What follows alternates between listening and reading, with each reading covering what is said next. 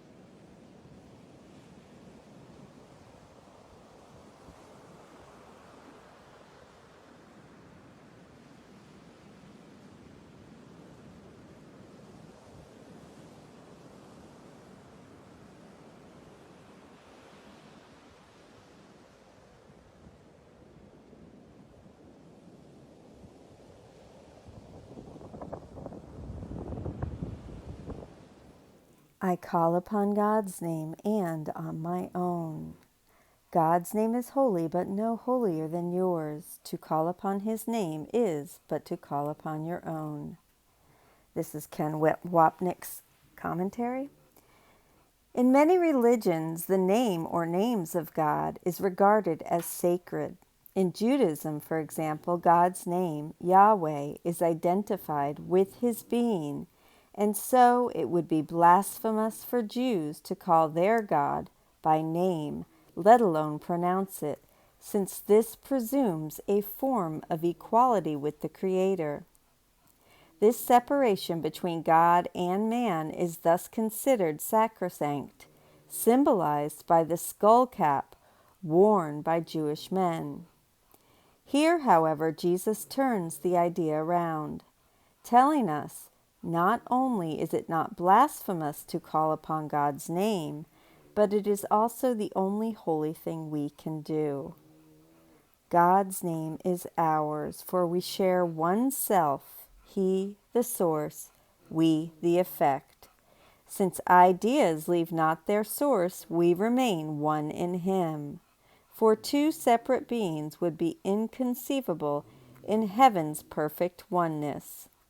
This corrects the ego's declaration we are separate from our source, the core of its thought system of individuality. Thus the Holy Spirit's correction. You are not separate from God, whose name is yours, for you share one being and one reality. This is from the Gifts of God, page 45. The eyes of Christ look steadily on me, as if my secret hate he did not see. I hugged it tight and hid it in my heart, and still I held it from his love apart. Until one day my eyes met his, and then my fingers opened and my heart. And when I looked away, a star was in my hand, another in my heart. I listened, and his voice said silently to me, now go and hate no more. And I said, be it so. All little things are silent, little sounds are soundless now. The little things of earth have disappeared. The universe consists of nothing but the Son of God, who calls upon his Father, and his Father's voice gives answer in his Father's holy name. In this eternal, still relationship, in which communication far transcends all words, and yet exceeds in depth and height whatever words could possibly convey, is peace eternal. In our Father's name we would experience this peace today, and in his name it shall be given us. And that's the text, and this is Ken Wapnick's commentary. When we choose Jesus as our teacher, we call upon God's name, and in that holy instant, the little things are quiet. Life's specifics cease to demand and thus are stilled. They have not disappeared from awareness, but the value and importance we placed upon them have gone. We close with another of Helen's little poems, The Mirrors of Christ, which sweetly depicts the perceptual shift we have described, which takes us from turbulence to peace, the bitter past to the quiet present, the names of illusions to the eternal name we share with God. This is from the Gifts of God, page 22, by Helen Schuckman. A breeze comes by, a little lake jumps up, sparkles a shining instant and is still. A brook skips down the hillside and is held within the cup the joining mountains fill. A pond is ruffled for an instant as a storm upsets its smoothness and returns to its accustomed quietness. The sea dives deeply downward, swirling and upturns to catch the moon. So all things come to peace, away from turbulence and from the past, united in salvation to become the silent mirrors of Christ's face at last. I thank you so much for joining with me. I hope you have a beautiful day, and I will see you tomorrow.